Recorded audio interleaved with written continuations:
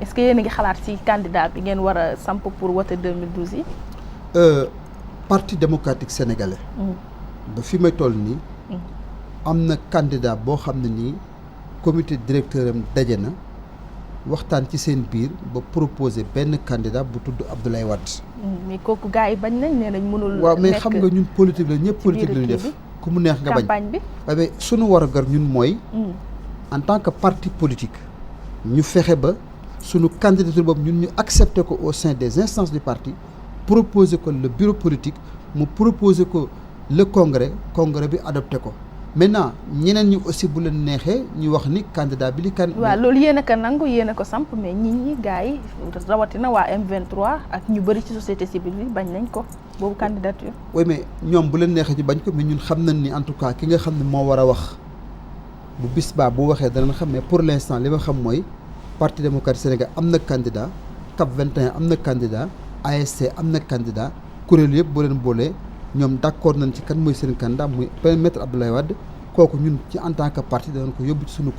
congrès adopté ko li nga xam ne mooy règlement te nga xam ne moo jaadu su boobaa nag danañ taxaw défendre suñu candidat partout. kon amu leen plan B. non xam nga. plan B pourquoi. wala plan K. Karim non amuñu plan B amuñu plan K.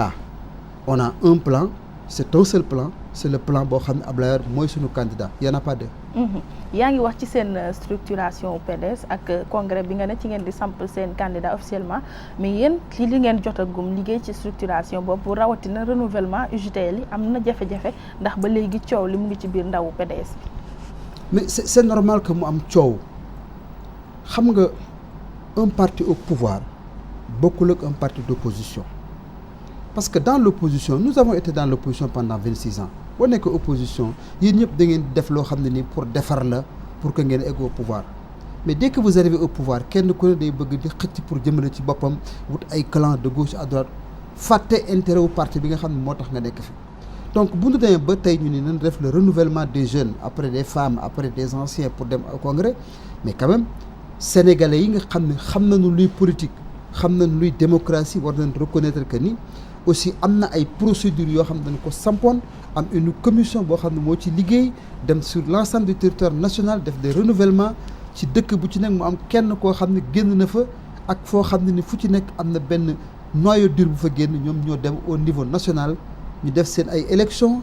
defar ay bulletins defar seen scrutin daal di voter normalement. am kenn mais bi ñu voté bañ ca génnee ndaw yi nee nañ jàllul ci wàllu démocratie ndax dañ leen imposer ab njiit muy Bara Gaye. oui mais kooku moom la une partie di wax. et l'autre partie wax ni Bara Gaye gagné na démocratiquement.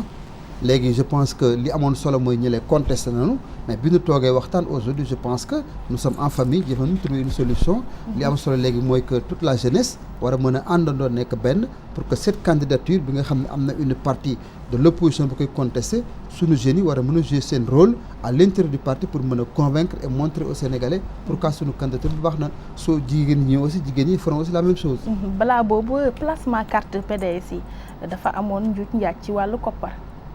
ci biir PDS lijjanti ngeen ko wala. yëguma kan moo ci def njuuj njaaj boobu. mais am na. amul ci sama xam-xam. détournement amu ci. non ba njiiti réew mi dànkaafu ñi nga xam ne ñu ngi toogaale ci xaalis yooyu. non xam nga kooku aussi le président ce qu'il a dit c'est vrai parce que aussi comme li may wax rek un parti aussi au pouvoir le placement des cartes soo ko defee souvent ma ñëw jox la Ndeye Fatou jox la 1000 cartes nga ni mën nga placer 1000 cartes nga jël sa 1000 cartes yi dem placer ji ko war a encaisser pour reverser il n'est pas évident que boo demee di encaisser ñëpp fay la. y a toujours benn manque à gagner y a toujours des pertes yoo xam ne nii yow mi nekk responsable yaa ko war a fay parce que yaa engagé wax ni man kat mën naa placer tant de secteurs donc bu ngeen ma joxee 1000 cartes ou 10 000 cartes danaa placer lépp donc celui qui est là-bas qui est le trésorier qui est le comptable lui il dit seulement que man am na benn sortie bu ma def sortie de 10 000 cartes ma jox la ko 10 000 cartes ici pour moi c'est une valeur de 1 million à temps war nga ma jox 1 million soo ma ko joxul je considère que am nga une dette vis-à-vis du parti soo ko fayee ba mu passé bu nu clôturer je considère que amel nga bor loolu la ñu tudd peut-être détournement mais je ne pense pas que ça soit un détournement et dans le parti loolu kenn waxu ko. ñu fàttali suñu auditeur ak téléspectateur ni seen émission Selebe Yoon la ñuy suivre Ousmane Masseck Ndiaye njiitu conseil économique et social mooy suñu invité ñu dem foofu ci Saint-Louis ak la ngeen fa nekkee ci politique ay kàngamu PDS rek a fa daje. yow Ousmane Masseck Ndiaye njiitu conseil économique et social, Ousmane Ngom, Cheikh Tidiane Sy, Awa Ndiaye, ay Ahmed Fall Braya, Bayla Wane yéen ñëpp ay ku yu bokk Saint-Louis waaye juboo déggoo moom amul seen biir. C'est regrettable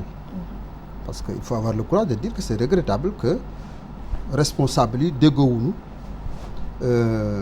ba tax ñu ñàkk élection yoo xam ne war nu koon a ñàkk mais en termes de voix boo xoolee parti démocratique sénégalais moo am majorité parce que boo xoolee 5 listes yu ñu déposé woon yëpp benn liste mooy liste Benno or liste Benno boo ko jëlee nombre de voix yi mu am soo jëlee nombre de voix liste bi ma ci doon am nombre de voix bi yeneen ñetti liste yi am boo leen boolee ñun dañuy dépasser largement liste boobu waaye pour man loolu passé na li am solo mooy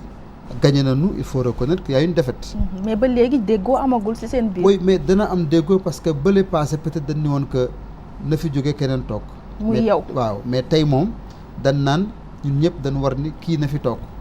mooy le président de la République donc moo nekk au-dessus de tout le monde. Si nous voulons ñun ñëpp kenn ku ne nga rester mën a continuer liggéeyal Sénégal wax nañu créer les conditions pour que au niveau de notre base ñun ñëpp ñu mën a fexe ba gagner au niveau de notre base pour que sur l'ensemble. mais est-ce que du moom jiitu réew mi moo leen boole parce que xam nga li ñu naan ay kuy mënuñu bokk mbalka yéen ñëpp am ngeen ay postes de responsabilité yu am doole ci réew mi tey jii bu bëggee ngeen booloo am ay toppante dina am ñu bëri ñuy bañ topp ci sa ginnaaw. oui mais man du ma ko considérer ni moom moo nu boole. moom moo xool ci biir Ndar ay ñu mu yaakaar ni war nañ ko mën a apporter kër su liggéeyal Sénégal liggéeyal Ndar mu jox leen ay ndombo mais ñoom aussi bi ñu dikkee war nañ xool ni njëkk seenu kat bi ñu ñëwee ci biir kër gi dañ ni nanu àndandoo nekk benn parce que xam nga élection locale ñoom waroon nañu xalaat ñi nga xam ne dañ dem ay dissidence bu nu nekkoon benn ba gagné ba pare mën nañu xeex ci kan mooy nekk maire erreur bi mooy loolu mooy que bu fekkee da nga dem élection locale boo xeexee ba ngeen ñàkk yéen ñëppay ñàkkandoo mais bu ngeen gagné on dira au moins que le PDS a gagné à Saint-Louis qui sera le maire beneen affaire la mais ce qui est important gagner d'abord c'est qu'on n'a pas compris ou ce que certains n'ont pas voulu comprendre donc pour moi c'est déjà passé ce qui est important nous avons l'obligation aujourd'hui d'être ensemble c'est quoi faire de telle sorte que Ablaye Wade gagné. mais loolu ngeen di discours ku ci discours danaan nañ booloo mais. man sama démarche elle est toujours constante de 2000 à nos jours toutes les batailles électorales qui se sont succédées 2000 ba léegi boobu leen mës a ñàkk amul benn kàddu bu mës a varié ci sama woote mooy que ñun ñëpp dañuy woote ni ñoo ngi bokk dans un parti ce parti bi nekk gagné na élection présidentielle 2000 nanu consolider parti boobu ubbi ko yaatal ko. ba nit ñi war a mën a gën a ñëw ñu mën a am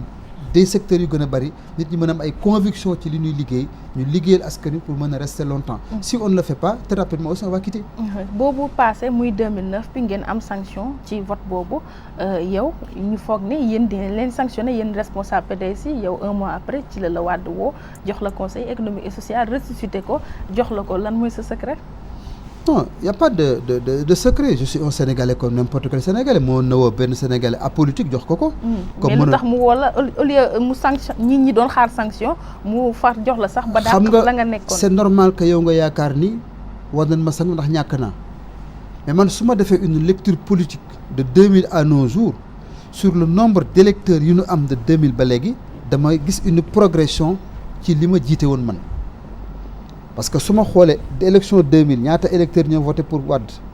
ñaata électeurs ñoo voté pour référendum bi ñaata électeurs ñoo voté pour élection législative élection locale de 2002 jusqu'en 2009 pour man y a une progression sur le nombre de voix ça veut dire que donc il y a pas de perte pour le PDS en termes de voix donc